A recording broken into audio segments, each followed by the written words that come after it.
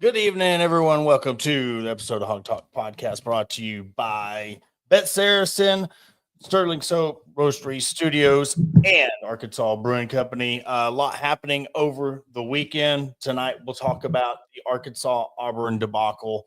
One of those games that just got away from Arkansas. Upcoming game, South Carolina Wednesday, and then Saturday against Georgia. And then we'll talk some college football playoffs, national championship game, break down some other stuff. But Adam, we'll touch on the Auburn game. I know, with our new schedule and stuff, y'all talk about it on the Hog HQ Live. So we'll touch on, give our take a little bit about the Auburn game, and then we'll move on to, the Wednesday, Saturday matchups this week. But 95-73 loss. They finally run into a buzzsaw, and it was crazy to the point. I don't know how much you touched on it last night, but you had brought up a point of running the zone against Arkansas and how that might affect the team. And I mean, it seemed like that was the difference maker in the game. You let a guy go off for 30, you're running zone, it gave him fits. And when you're never in a game, I mean, this is just what happens when you're just never in a game from start to finish. This is one that Thursday, I believe I said that Arkansas might possibly lose. And not to get too bent out of shape about it, Auburn plays good at home. They pack the stadium or pack the arena. And we have a tough time playing there. So this was it's one of those, you had 2 away games in the week. You didn't get to have your normal travel plans of, playing at Ole Miss, traveling back to Fayetteville, travel to Auburn. You just stayed down that way because of the fog. I'm not too bent out of shape about it. I would have rather Arkansas not had lost by 22 points. That one was a little bit kind of defeating, hard to watch.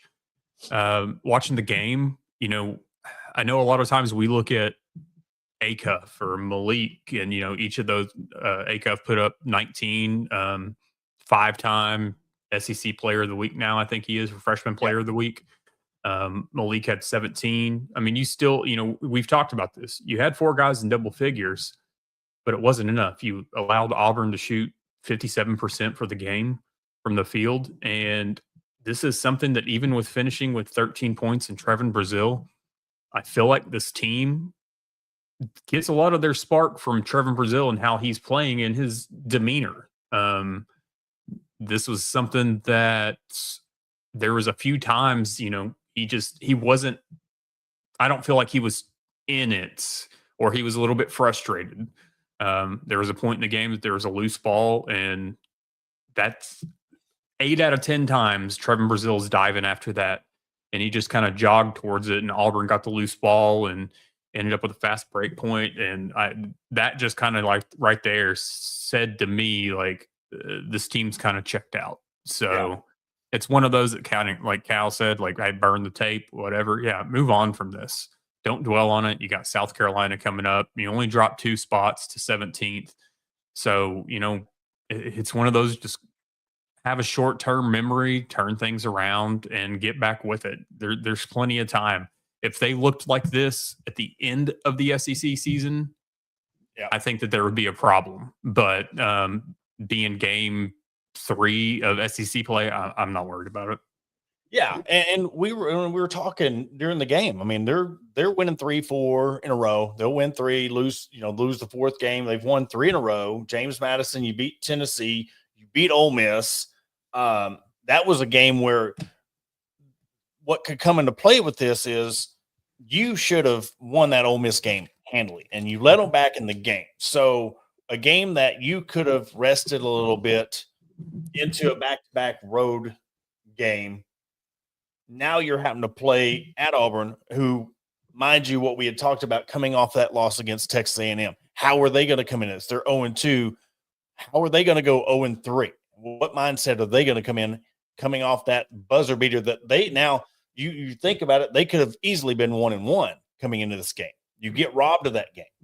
And then you have the guy, let me pull up the stats, Keyshawn Hall go off for 30, 11 of 14 shooting, 4 or 5 for 3. So you bring up Trevin Brazil. He was that spark for Auburn. And you see the difference that makes when you have Hall going 4 for 5 from the 3-point line. That's exactly what we expect out of Trevin Brazile. Another thing, you shot 46% from 2-point. I mean, you 17 to 37 overall. The shots just weren't falling, and you're not moving the ball.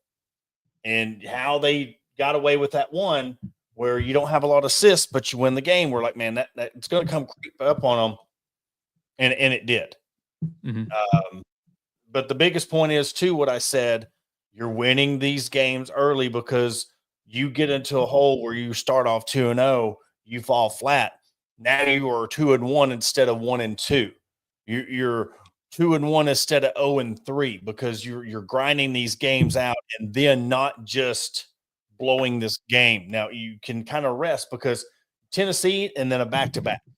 That's tough. Not making any excuses. It's just what the schedule plays out. And then you look now, you got South Carolina, Georgia, and then Vandy.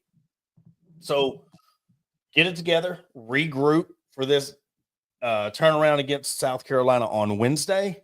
And then you go to Georgia. This is one of the games I said, burn the tape, because you ain't got time to regroup and keep thinking about that Auburn loss, because you got South Carolina, 8 o'clock at Bud Walton Arena, and then you turn around and go to Athens, Georgia, Saturday at 3 p.m. Mm-hmm. And then, you follow that up the following Tuesday, I believe, with Vanderbilt at home at 8 p.m. Yep. So, those two games right there are the ones that we talked about. You need to split at this point. And honestly, I mean, at Georgia, I think is a little daunting in the sense of just being at their home. Both teams are averaging over 90 points a game. And, that Vanderbilt one, that one's going to be huge. Vanderbilt's, Vanderbilt is what it is. They're 16-0. They're ranked 10th in the country, but yeah, they've beat Alabama. I don't know who else they've beat. There's still something about them, though, and maybe it's just the recent past that it's like it's hard for me. I don't see them as the number 10 team in the country. I mean, I know you can't think like that, but that's a game, and I don't. 8 o'clock weeknight, Bud Walton Arena is going to be packed, but they're going to need it to be packed just to give them whatever advantage that they're going to have during that game. But so you've got a stretch here to finish out the month of January.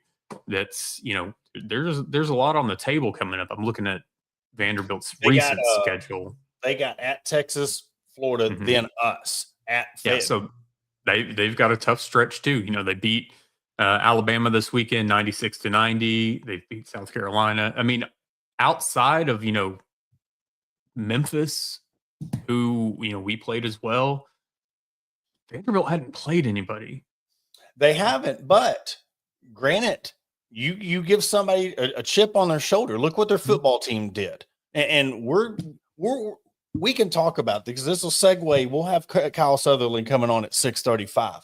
But look at these schools that are good at everything now. I'm not saying Vanderbilt will go to the college football playoffs and win a national championship, but they are good in football. They have the money. Now we're seeing their basketball program. Look at Texas Tech, what they're doing in all sports right now. Men's basketball, football, women's basketball, softball.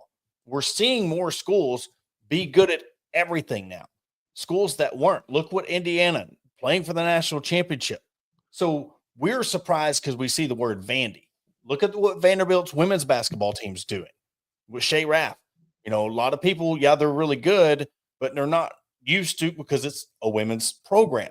Now you're going to start paying attention to it. But you keep letting them win and you get what their chip's already on their shoulder. Now you're giving the chip and confidence. They're going to be dangerous. And that's not a team you want to play around with. And to answer Collier's question, if you lose to Vandy and Georgia, you really got to think about how are they going to bounce back. Is this team that is young, your leaders are young, Malik and Darius, how are they going to adjust to this? Ruskin and Zach made a great point of you let Darius Acuff do his thing and you try to stop the other four guys. Is there starting to become a game plan for Arkansas of let's change this thing up? We'll let Darius do his thing, and we're going to try to slow down the other four. I feel like the Auburn game gave future team, doesn't matter who it is, some tape. What did Auburn do at the beginning of the game? They threw the zone at us. And that's something that, we haven't seen a lot of, but these guys are going to, like I said, this is game 3 of the SEC season. So yeah, if we drop both of those to Vandy and Georgia, I could see us being that 8-9 if the rest of the SEC season continues that way. Let's say you lose both of those games, but then turn around and win out in the SEC. Then you've only got 3 losses in the SEC play. So there's a lot left to go on it. And do you trust Coach Calipari to have this team? Let's just play hypotheticals here. So you lose those 2 games. Seeing what we saw last season, starting off the SEC play 0-5, do you trust Coach Cal to do whatever to get this team back ready before the SEC tournament? I do. I think that they've got to figure out something with their bigs. I know we've had several comments here. We don't have a center. We've got power forwards. I think at some point before SEC play, and I know one of the foreign players, I can't remember which one, has been out with injury. I think surgery before he got here. I think it was Ratal, if I remember right. Could be wrong on that. I think you've got to look at one of these guys on who can we slowly bring in to get ready to be able to have maybe not be your center or be it, just another body that could be to play your 4 or your 5. Because having Malik Ewan and having Nick Pringle and that really being it, because like we've talked about, Trevor Brazil's that stretch 4, still kind of, he doesn't play in the inside whatsoever. So what can you do between now and the SEC tournament with your bench to find some sort of help on the inside? Because they're going to have it. Or once again, we're going to get matched up with somebody in the NCAA tournament that's got true bigs that we don't have an answer for. Yeah, it's going to come to the point too where you've got to have Pringle and Ewan step up. You got to, that's one of the things where you're going to get in SEC play. You've got to have both of them playing. Now, you don't have to have both of them scoring in double digits, but you look at Pringle, 15 minutes, 2 shots, 3 points. I'm looking 2 rebounds. Ewan, 12 rebounds. So if you can get Pringle and Ewan to have a Pringle or a Ewan type performance where they're getting 9-10 points, but yet you're getting 8 to 10 rebounds each. If they're making a difference, you're not having Nick Pringle go minus 21, but Darius Acuff, minus 30 for the game. You got to have to where everybody's clicking. It was, to me, where, again, I think it was a game that was getting away from them. They kind of just let go of the rope of the game. Then that happens. But you can't let it become what we talked about on Thursday. You can't let it become a phase. You can't let it become a pattern. You take this game, shake it off, and prove to us that this is just a one-off. If you start letting other teams come in there and you give them a chance where they feel like they can beat you, now you're going to be looking at an 0-3 spike. You're going to be looking at an 0-3, 3-game losing streak per se. Everybody get ready in 6 days. 6 days. We'll have a new raffle starting for the LSU game in 6 days. So everybody get your pocketbooks ready. Yeah. I forgot that you're still here. Right. Yeah, we need to clip that up when we do. You're still here. But I'm just waiting to see the Nick Pringle that we saw at South Carolina. If he's in Fayetteville, please show yourself, because he just hasn't really. We haven't seen it. We've got little glimpses of it, and Malik Ewan can play anywhere on the floor, but it's just like, hey, we need you to be that 4 or 5. And yeah, you had the 12 boards and whatnot. There's just too much disappearing acts that happen. Have we ever played? Yeah. I don't know if we've played Ewan and Pringle at the same time. I don't know. I'm sure there has been, but I can't. Non-con possibly, but I don't know. I don't think They'll you can figure afford this to out. if they're Like, not playing the way they are. You can't afford to. Now, if they both start stepping up, like the game against Ole Miss, if they were playing up to their potential, that would have been a perfect time to where you can use them because their length was getting to Arkansas. But you got to have them both being able to play at the top of their game. That's what we were, and look, we give the football team and the coaches talking about fast. We're fast. So this is the fastest team we are, and this and that. There was a lot of talk coming into how long and tall this team was. We finally got some inside presence. We finally got some height. Where's it been? So we got to start having that conversation. Where's the height been?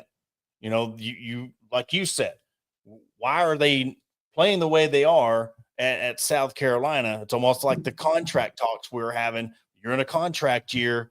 You're playing really good. Then you get the bag. You come to Arkansas. We kind of fall out a little bit. So, it's going to get to the point, though. We'll go back to that comment Collier said. If you start going on a losing streak, you're going to start feeling the pressure. You're going to start feeling the heat because there's more pressure on you this year because there's more talent. There's more expectations. This team has to make the Sweet 16 further, or it will be a disappointment. In my opinion, you have to make the Sweet 16 this year. And I guarantee you start going on a slip now. Who you got at the end of the month? Don't you start slipping and let Kentucky come in here with some juice, with some confidence, thinking they could beat you because you don't think overall new team, same coach. You don't think they're not thinking about the last year's game where you were making their fans leave. This is going to be their Super Bowl, and I'm not saying that in a trolling way. They are going to want this game more than any other game outside of the Louisville game because of the rivalry. You got to quickly get it together. You have to make sure that you prove to yourselves, not us, prove to yourselves this is a one-off, and you shake it off. And we're coming back on Thursday like, okay, all right, they got together. We ain't got nothing to worry about. But it's a must. There's too much pressure. There's too much talent. If you want to be in that elite talk like your baseball program, call me out. There's no excuses. Can't say you're tired. Exactly what right. There's no excuses anymore with it. You're getting the money. You've got the talent. You've got to put it on the court. All there is to it. And we all know that John Pelfrey 2.0, Mark Pope, will not let his team forget about what happened last year. So, and especially because Mark Pope's probably going to be like, hey, there are these two fools, Adam and Porter, that are going to be in the stands, and we have to ruin their evenings. Yeah. So, no, it's something I don't believe that Cal will have these guys ready for it, especially that Kentucky game, but the next two games. So there was another game, I believe, this season so far that Cal kind of said the same thing, like burn the tape. And they came right back out the game after. And was it Michigan State? I think it may have been the Michigan State game. And it's early. So I'm not going to get bent out of shape for it, but I will stay.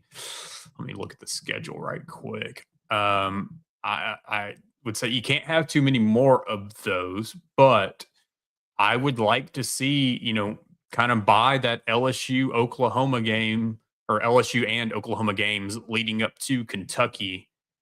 I think you've got to have things tightened up. You've got to have things figured out by the end of the month.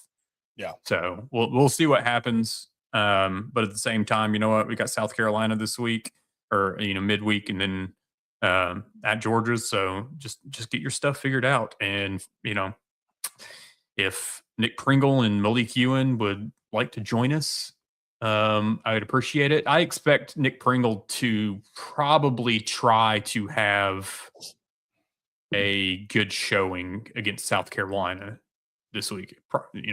Playing his old team. He wants to show them how it is. Well, and to quickly bring up Kentucky, we'll finish off with this before we hit a break and bring on Kyle Sutherland. You know, you, LSU, Kentucky, before they play Arkansas, you're 1-2 in conference already. And this is the thing I was going at where you're glad Arkansas started off 2-0 because you could be like Kentucky being 1-2. You got LSU, Tennessee, Texas, Ole Miss, Vandy before you got Arkansas. What is Mark Pope's job status going to be heading into the Arkansas game? Where's their head at? Somebody mentioned that they have a player down, maybe 2 by the end of the month. Where's his job security going to be? And if Arkansas wins that game handily, is that going to be the end of the Mark Pope era, end of the year? So he knows this game against Arkansas could be that one saving grace if they start sliding and they beat you.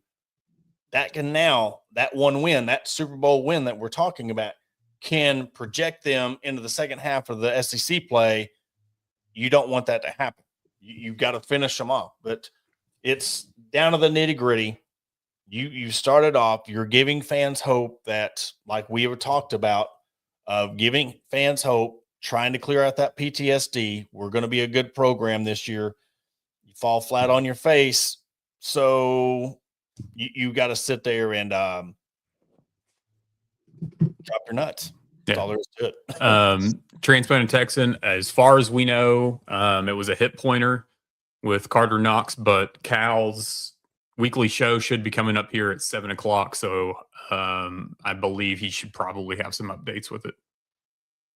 And yes, Brady, we're going to talk football later on. Yeah, second segment. Yes. Second segment. We get Kyle Sutherland. He's going to jump on here in a few minutes, and we're going to talk portal talk. We're going to talk expectations. And I saw just to touch on right quick before we do go to a break, saw somebody brought up Chris Marshall, and Courtney Crutchfield has announced that he is coming back to Arkansas too. So there's another addition plus an LSU wide receiver committed today. So there's been some stuff today.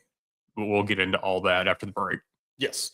So what we'll do, we'll take a quick commercial break, hear a word from our sponsors. Then when we come back, we'll lead into Kyle Sutherland from Hog Beat coming on to join us to talk about the football, the portal, the expectations of what Ryan Silverfield has for this football program. Answer all those questions right after the break. Searching for premium brewery products that will take your daily routine to the next level? Look no further than Sterling Soap Company. Our handmade soaps, aftershaves, and balms are made with only the finest ingredients that give you the ultimate grooming experience. With a variety of scents to choose from, there's something for everyone. Plus, our products are crafted in small batches to ensure the highest level of quality. So why wait? Visit www.sterlingsoap.com or visit our retail store at 16 West Walnut Street in Paris, Arkansas. Shop our collection and discover the difference for yourself. Upgrade your grooming routine with Sterling Soap Company. Are you looking for a place to grab a cold drink and some delicious food? Look no further than Arkansas Brewing Company. Located at 201 South 1st Street in beautiful downtown Ozark, our establishment offers a wide selection of craft beers and tasty eats. But what sets us apart is our welcoming atmosphere and friendly staff. At Arkansas Brewing Company, you'll always feel like part of the family.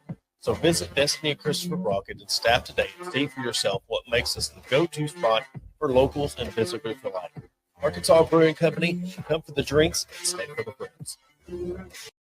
Attention DIYers and home improvement enthusiasts. Are you searching for the right tools and the supplies to tackle your next project? Look no further than Mentor's Hardware Store. With locations in Ozark, Alma, and Clarksville, our vast selection of hardware and building materials ensure to have everything you need. Whether you're fixing a leaky faucet or building a new deck, plus our knowledgeable staff is always on hand to offer expert advice and guidance. And with our competitive prices and convenient online ordering, Mentor's Hardware Store is your one-stop shop for all your DIY needs. Visit us today and let's build something amazing together. Are you looking to take your career to the next level? Look no further than ATU Ozark Campus. As a 2-year satellite campus of Arkansas Tech University, we're dedicated to a quality workforce education, industry partnerships for in-demand jobs, and tailored paths for success. Our programs are led by industry professionals. Whether it's a certificate or you're aiming for a graduate degree, ATU Ozark has you covered. Visit our website at www.atu.edu/Ozark or contact us at 479-667-2400. 2117. Your future begins here. Welcome to Ozark Area Chamber of Commerce, where our mission is simple: encourage, promote, and aid an enduring environment of shared economic opportunity and civic development for the Ozark, Arkansas area. Whether you're a local business owner or a resident, we've got something for you.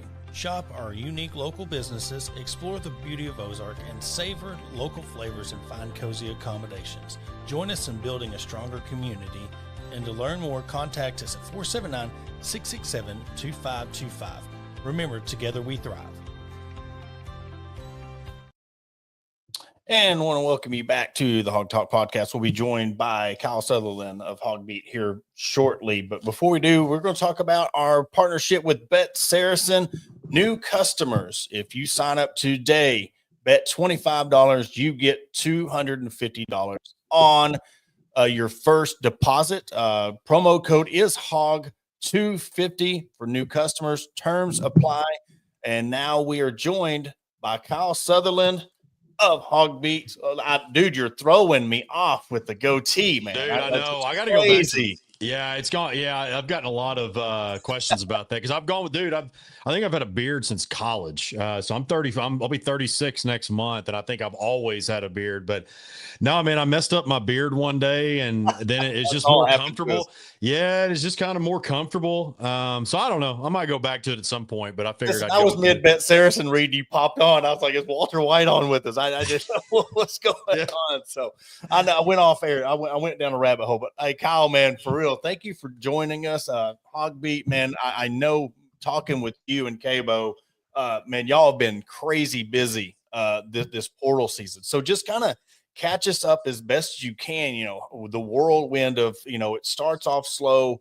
Arkansas is kind of getting some negative publicity about their portal, and then they just start going on a little tear. So just kind of catch us up to date with some big names that Silverfield's been doing, what you think they've done overall, your overall grade for them, and just throw out some names that maybe, are to come for the Razorbacks. Yeah, for sure. Yeah, it's definitely been crazy. It all started, I guess we got the first one, Christian Harrison, the great Rodney Harrison's son. He was on Sunday not this past Sunday, but the one before.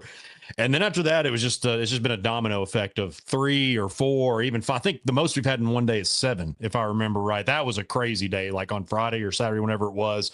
But yeah, I think going back to what Silverfield had talked about on radio shows, what he said in his press conference about how there's going to be more money and all these different things. I think people were expecting top 5 prospects maybe immediately. And look, I understand you got to, especially on the defensive side of the ball, you had tons and tons of, really all across the board, but especially defensively.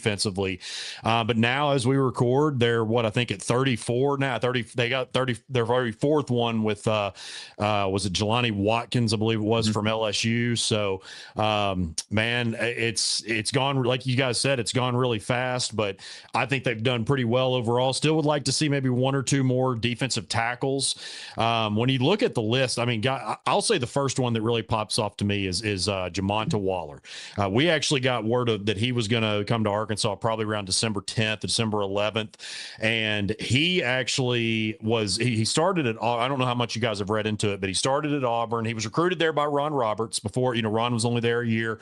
They had a really good relationship, but a foot injury his freshman year really set him back, and he kind of got buried on the depth chart last year. But this was a guy that was, I think, top 150, 125, something in that range coming out of high school, depending on what outlet you looked at. 4-star consensus. That's a guy that you're going to really like there on the edge. I really like Jaquavian Smith from Howard. I think did a really good job there at the FCS ranks. I'm like everybody else. I love Lakai Rowland. Would have loved to get Ricardo Jones to pair along with, is it Shelton Lewis? I'm still getting their names right, from Clemson. I think it was Shelton something. I think it is Lewis. But yeah, you missed on a couple. That's going to happen in this cycle. I think there's a few receivers in there like the Malcolm Simmonses of the world, the Iverson Hooks that thought you might get. I thought for sure that you would get one of those 2 guys. But Braden Fuller, the quarterback from Angelo State, he's really intriguing. I think Trinidad Chambliss really opened up a door, not just for quarterbacks, but D2 kids in general. And I'm not saying that Braden's going to turn into, what Trinidad did this year, but to get that kind of experience, even though it wasn't the D2 level, it was a Harlan Hill finalist in 2024 before he got hurt. So those are some ones that really stick out too. And Chris Marshall, wide receiver, big play guy. I know that he's had his struggles in the past off the field, but seems like they've vetted him really well. He's hopefully learned from his past mistakes, and he can do some really good things there for the receiving corps. Bringing up quarterbacks, how do we feel at this moment?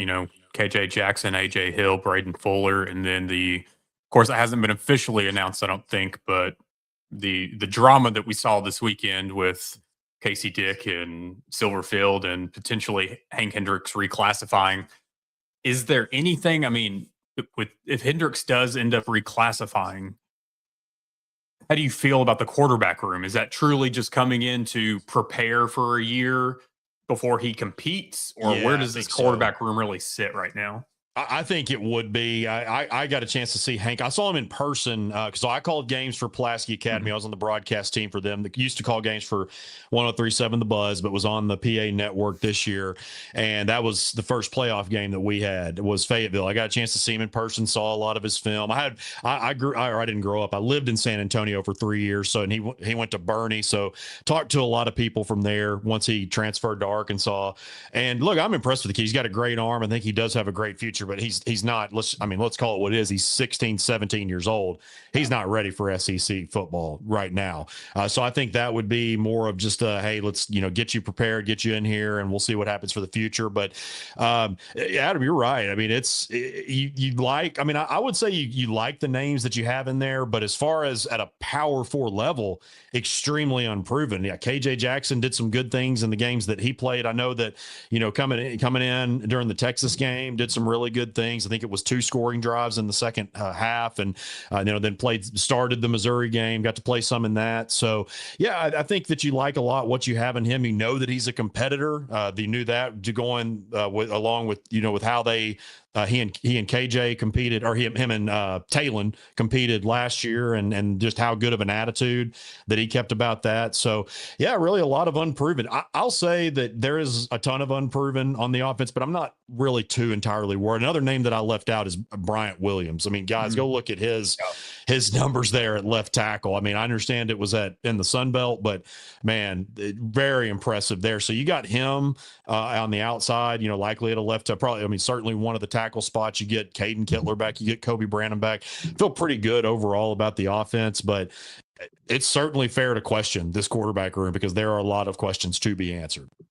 And talking, I know when, the whole thing with the Utah coach and leaving, and there was talk about maybe, hey, we need to go right after Kane Archer. Do you think this played into not approaching Kane because they kind of had a feel of who they wanted with getting him to reclassify for the 2026 class? I don't really have much more to say other than this because there's not much more to say. I 100% think that was something to do with it. I'll say it on the record. And again, it's not like I'm not willing to talk about it. It's just, that's what I was told by multiple reliable sources. I certainly think that Kane, I'll say it straight up. I think Kane was blocked from the University of Arkansas in favor of Hank Hendricks. Yeah. It's a big thing. So looking at that's what I think. I'm not saying it's fact. That's what I think. So we've been saying off and on since shortly after he announced the UCF, that this was not going to happen. I know there were a lot of folks even with the Utah thing, and then Whittingham leaving, that everybody's like, oh, he's going to transfer back or he's going to come to Fayetteville. No, it's not going to happen. And it's one of those things, people he may eventually work his way back, but as it stands right now, it's fine. That ship he's moved in and settled there. It ship sailed. Yeah. Have you heard anything about a former Razorback potentially running it back in TJ Metcalf? So we've been, of course, tracking them, and then Tevis. That now has he gone anywhere? As I know that they were kind of. I've been a little bit in and out this afternoon. Earlier today.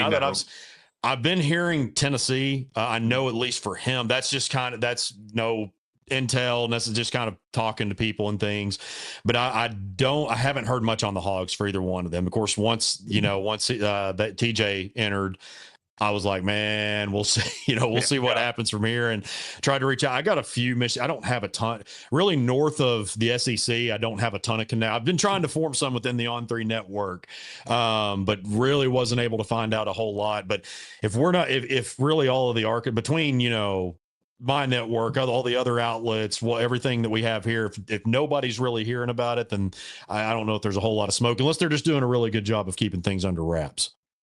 And I really want to go back to the Hendricks thing reclassifying, because it goes into where we're seeing recruiting in portal. Like, I'm really surprised that kids are going to do that. Yes, they're getting on campus early, but unless Arkansas just needs a quarterback room that bad, we see how a program like Arkansas would much rather hit a portal, bring in a portal quarterback, especially after KJ Jackson leaves. Where does that surprise you that we're still seeing kids reclassify opposed to kind of holding out and seeing where they can play out if they was to finish out their senior year?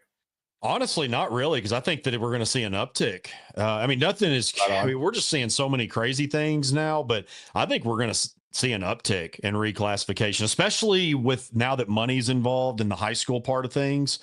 I think it's probably going to get worse before. And look, man, Porter, I know you and I have had, and look, from the first time you and I had this conversation, I think the first time you and I ever talked about it, I was pretty much like, okay, a scholarship is enough. Like, we don't need, and I've evolved from that. And I certainly believe that kids deserve to get paid. And I know I'm not trying to go down a rabbit hole here, but like, it's truly the wild, wild west. The things that I have heard since the tree, and I just started being on the consistent college coverage beat just back in May. So not even a full year yet. Obviously, I see what happens just in Arkansas alone with the hypothetical transfer portal. Just the stories that I have heard since the beginning of the year alone is just crazy.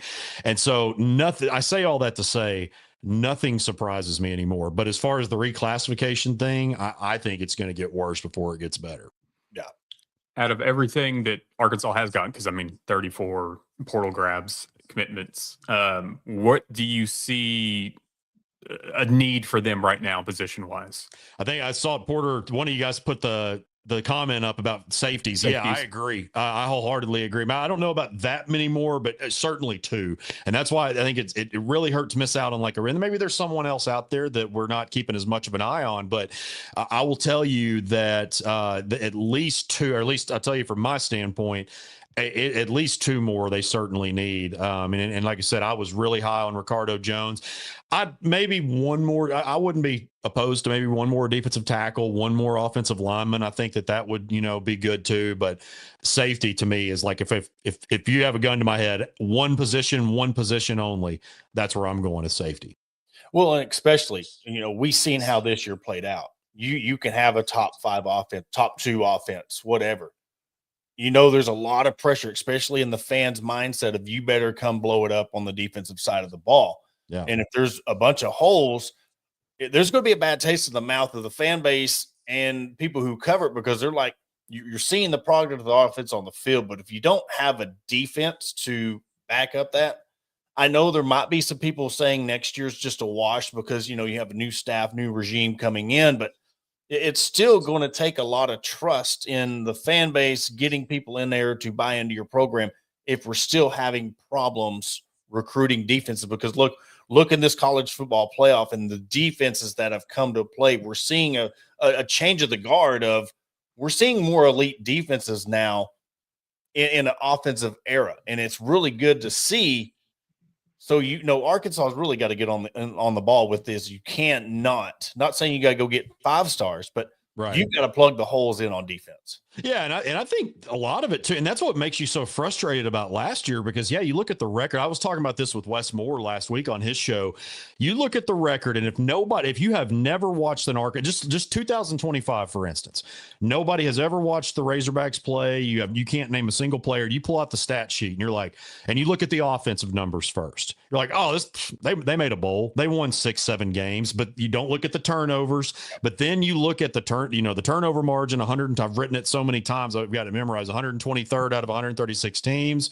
And then also the defense. I mean, you think about that. If the defense was 60th or 70th in the country, where would this team be? And I know if ifs and buts were candy, but that's what makes you so mad, because you think about the Chad Morris days, you're getting blown out by a group of 5 teams. You're just not competing whatsoever.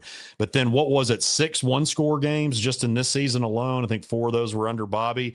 And that's how, there were so many times, and I think 2 or 3 of those were college football playoff teams. Mm-hmm. So that's what makes it even more infuriating. And so I think, yes, you're exactly right. I mean, you got to get a little bit better. Now, I know that, there's the whole thing about, Bobby got maybe a little more NIL money for the offense than defense. That's another story for another day. But I think more than anything, you just got to, like, I'm not 100% sure that I feel like the players were more bought in after, and I don't put a lot of this stuff on T. Will or those guys, but they tackled better. I mean, I know that there was really nowhere to go but up, but they tackled better. It seemed like they were in better position maybe other than the secondary, in better position a few more times I guess Chris Wilson was the interim DC at that time. So I think, yeah, you've definitely got to get an uptick in players, particularly this. I mean, the secondary was just really, really bad. So yes, you've got to get that too, but just for being fundamentally sound. I mean, in almost halfway through the season, we were talking about not missing tackles and giving full effort. That things you talk about in Pee Wee. Porter and I have touched on this off and on the last few weeks. And this question kind of brings it up with the age of starting quarterbacks skewing older, with all the waivers being issued, pursued, JUCO time not counting, et cetera. Could we see D1 schools seek out a farm team type system with JUCO schools? Because we've heard, who was it? I believe Oakland's coach, Nevada coach. Nevada talked about it with Oregon in football or basketball. We saw Oakland talking about it with Tom Izzo and Michigan State. Could we see some type of a relationship with these lower level schools to just potentially be farm systems for a D1 program? I don't think that's out of the realm at all. Like, you're sitting here, in a meeting room, like all the powers that be, that wouldn't be shocked. I wouldn't be shocked if that did come up in conversation, because I was actually talking to somebody earlier. I was in the car driving. I was talking to somebody on the phone about how, like, what is it? Is there even hope for high school kids down the road? Because when you're being able to recruit these guys that are getting 6 and 7 years, I mean, I don't know how much more we're going to see that with, now that we're kind of at the end of the COVID athletes and everything, but it's not out of the realm at all. That kind of stuff, when you're talking about farm systems and reclassifying, nothing to that would be any kind of surprise to me, with just where we currently are and where I could see us going. Well, and what the context of it too is, with SEC, Big Ten, ACC, all these schools going to 9 conference game schedules, these games with those FCS schools or these lower tier teams, you're not getting the money buyout. And so if you don't think these lower tier schools, one, you're losing players for more money to go to better programs, but you're not getting these games, these $1 million buyouts, it's going to come to the point where, to me, where I see it is, you're going to have the 32 team or whatever this super conference it is. And then you're going to have lower tiers. And it's going to be like a minor league system in baseball, because you're going to start seeing in the next 5 years, if it don't go that way, how many of these FCS football programs, how many of these other sub programs are going to be gone? We're not even talking, we'll just say Central Arkansas. What if you're counting on their big game with Arkansas and these $1 million payouts? They don't do that no more. What does that do with their softball program, their volleyball program? We're going to see something have to happen, or you're going to start seeing some of these programs have to shut down some of their teams. Yeah, I mean, it's really just the haves and the have-nots, essentially, is really what it boils down to. And I think that's what most people are really worried about. I mean, there's like, the reason why you've got, especially, I know that it's like the spring sports in particular have to be irate about going playing and 3-game series like on the West Coast, going playing a 3-game series on the East Coast, going back playing a midweek game, then coming back to the East Coast the next. Like, that's possible, and that's not, obviously that's every sport. It's not just the spring, but I'm just saying, like, we're here because of football, and money is the bottom line is the bottom line. So yeah, I mean, like, there's just so many things that we're throwing out here, but I definitely think that is a possibility. Because I mean, if you don't have those $1 million, those 1.5 games with football, with the FCS playing the Power Fours and things like that, that's going to obviously really hurt football teams, but it's going to cripple other, as you said, Porter, other athletic departments or other sports within the athletic department. Out of the players that have left Fayetteville, not for eligibility, but for transfer portal, who do you think so far, or the ones that have gone, was the biggest surprise and maybe even be hurt the worst? You know, the biggest surprise has announced he's coming, but Charlie Collins was one I thought, and he's announced, I guess, in the last week or so that he's coming back. That was probably the biggest surprise for me. To be honest, I was a little bit surprised with Marion Harris, but not really. Like when I'd kind of, I've used to cover, as y'all know, I used to cover high school sports on the beat every single day. So I've got a lot of high school connections, and with him being an in-state kid, I made some calls, and I wasn't entirely, but that was kind of early on. Like, hey, is he going to be one? When Quincy announced as an in-state prospect that he was coming back, and I didn't hear anything from Marion in a few days, I'm like, that's kind of weird. So then I got wind that it was probably he was going to leave. But honestly, none of them have really shocked me at this point. I wondered if Grayson Wilson, I give Grayson so much credit. I know him pretty well. Obviously he went to CAC. I was a CAC. He graduated from Conway, but went to CAC. I was wondering if he would stay. That one kind of shocked me a little bit, but then again, maybe his game might not be exactly what they're looking for. So Boston College was definitely a good fit, but yeah, really probably just Charlie Collins, and he's back now.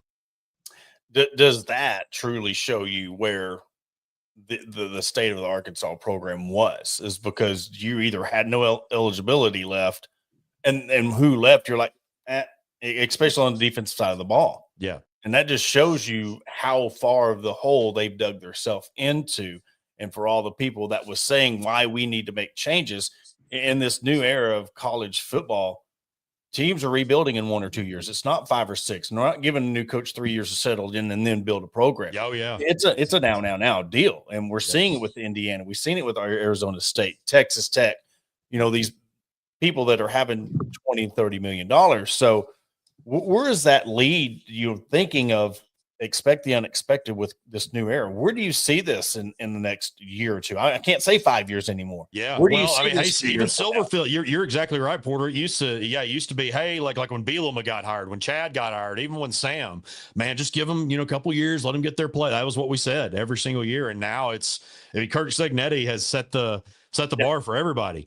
And especially it'd be one thing if Cignetti went to A&M and did this, or like a school that's maybe had some struggles but gets good athletes, but to go to Indiana and do it, it's shown that you can do it anywhere.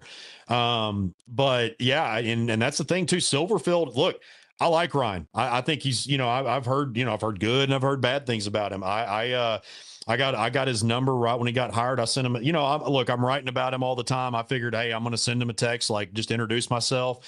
He texted me back within like 2 minutes. And this was like his third day on the job. So he was slam busy. Sent me a very nice text back, he seems to be as personable as everybody makes him out to be. Obviously he's a grinder. Dude is working his tail off to put this team together as this staff, and, got to give it to Gase Crowley, the GM. He's doing a great job. But yeah, it's win now. And now does win now mean make the college football playoff? Now, and I'll say this, guys, we need to get close out of our vocabulary as much as possible, because, I know Auburn heard that a lot with Hugh Sleeze. And yes, I said Hugh Sleeze. That was not a mistake.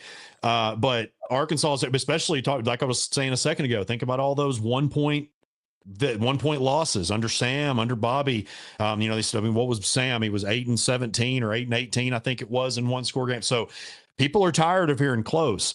So it's one thing if maybe I think really, if you don't win at least 7 or 8 games at this point, especially with the bar that Cignetti has set, and with Ryan Silverfield talking about we're going to win now, some people might think that the way that he said that, it's college football playoff or bust. Yeah. I think that's crazy expectations. You got to win an SEC game before we start talking about competing with the best and everything like that. But yeah, I think that really the ceiling or the floor at this point, you win less than 7 games, I think there's going to be some and there's still going to be people mad if that happens. But if you don't win at least 7 games, and I'm not talking about your bowl game, I'm talking about regular season, then bowl game, you're going to have some grumpy people. You can't sit there and say meaningless bowl game and then count that win or count that loss. It's no matter. Yeah. Bringing up Cignetti and the CFP, what are your thoughts on the national championship game next week? It's unbelievable, guys. I think I tweeted out the other night, I think the night that they were beating, Ole Miss. Or no, the Oregon. Sorry, that's the other game. When they were beating Oregon, I didn't know what to say. I'm like, all I know is to say that this team is like, I was trying to think of something clever to tweet, like everybody else was. I'm speechless and I'm talking to people about that's unreal. Sorry, I'm sorry, Rick Schaefer. It's unbelievable. This is truly unbelievable. If you know, you know. I just like these guys. They don't have the most amazing. They don't have the athletes that Ohio State does as far as pound for pound. But they're just these coaches have done such a phenomenal job. Just it's like a thing of art. Like, and Porter, I've talked about like with softball and baseball how I love watching like a pitcher's duel, just like the work of art. Watching these pitchers just dominate batters. It's a work of art to me. Watching these offensive linemen perfectly block, these receivers perfectly block, everybody on defense being in the perfect position. And I know Oregon gave them some stuff, but at the same time, you got to credit Indiana for bringing the intensity the way that they did. It's just unbelievable. And for those that really, study sports the way that we do, and, you go past just what you see on the stat sheet, it's truly just like art. And it's like, to me, watching the Harding offense, I could watch them run that flex bone all day long because it's just, I love smash mouth offenses. But just like with Indiana, watching them play football, it's just like watching art be unveiled to me. It's at the point to where people legitimately think they are cheating. They legitimately think, okay, how is this possible? But my last question for you, I was glad Adam brought that part into it because I wanted to let you put your fan hat on for a second. And how is this refreshing as this been seeing college football? Because, NIL gets a lot of negativity. Yeah. But by God, we're seeing some good football. We're seeing some good basketball. And this is what we want. We want to be entertained. So from a landscape of take the SEC out because they're under a lot of scrutiny of this is the third year in a row they haven't won a national championship. Yeah. We're seeing a lot of apparently moving across the country or moving across the pond.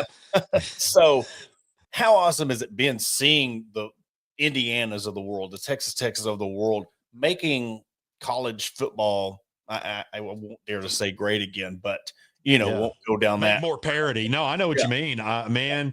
That's the beautiful part. Like, look, there's positives and negatives to everything, right? And I think that's what most people are looking at. It's like, yeah, you hate this wild, wild west thing where it's just like, oh, you're outbidding for people and all those but yeah, it's like you said it. I mean, it's kind of given an open market to no pun intended to like just given so much parity. It gives the Indiana's the chance to compete. SMU made the first 12 team playoff. I know that there's a whole lot of scrutiny about Tulane and JMU and all those different things. And, I think there are some opportunities that to be discussed there, but it's just, look, I know that, Saban and his greatness and everything, but it did get annoying watching to start off the 2000s, it was Miami and USC. Then it turned to Alabama. And I know that Florida was in that mix for a little bit. Ohio State's kind of been sprinkled in there, but it's always those teams that are just, it's like, man, we'd love to see something different. Like we're tired of seeing this team or that team dominate every year. So yeah, from a parity standpoint, I think, and I've talked about this with some of our national analysts too. I mean, that, have covered the game for years and years and years. And this is that's what they've said is this is the most parity we've ever seen. And it's amazing. Of course, it's a lot different too, just because, what was it 15 years ago, it came down to 2 teams in the BCS, then to 4, and now we're at 12 for the second year. So that's also helped it out too. Well, and this is going to sound like I'm being a hater because I'm an ACC guy, but you're not having a 2-4 team where there's a lot of control on.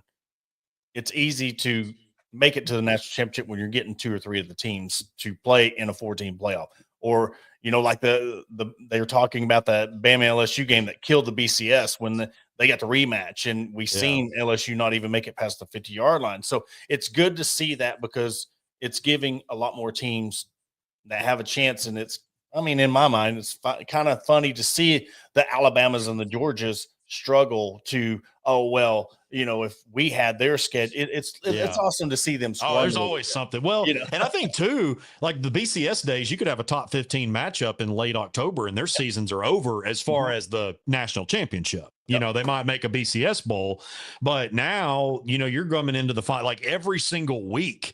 even some within the top 20 teams or so, you're still having top match. So that just adds to the pageantry as well, the intensity and these matchups. So that's something else that's really good about it is, seasons aren't over with one single loss. Well, Kyle, it's always awesome to have you come on. Really appreciate you coming back to join us as always. One of the OGs. Man, I owe everything to this show, man. I wouldn't be. I'm extremely blessed to be living out my dream now, and it wouldn't happen without what the Hog Talk gave me and the connections. Man, so many connections that I made through this show, that we made through this show, are still friends to the Blake Ruffino at LSU. He's one that that old whack job, still talk to him all the time. A lot of the people, man, it's I don't know if you remember Tyler Horka. It was covered. This was in 2020. He was covering Mississippi State. He was who I collabed with. He actually works for the Notre Dame site on 3 now. So yeah, man, there's been a few that I've connected back with, like I've circled back with from doing the Hog Talk. So yeah, man, always willing to help out this show. I'm glad it's still going. 7 years in April, I think is what it'll be. When I started. Yeah. So it's been going for a long time, man, and always happy to be on. Well, man, again, appreciate you coming on. You have a great evening. And look, Adam, you got anything else? No, I'm going to go watch Monday Night Raw. So all right, I'm about to watch the football game. So all right, fellas, appreciate y'all. Take care. Yes, sir. Have a good one. That will do it for this episode of the Hog Talk podcast. Again, thank everybody for coming on, Kyle for coming on, and Adam will wrap things up. Catch us again Thursday, 6:05, and we'll catch you then. Have a good evening.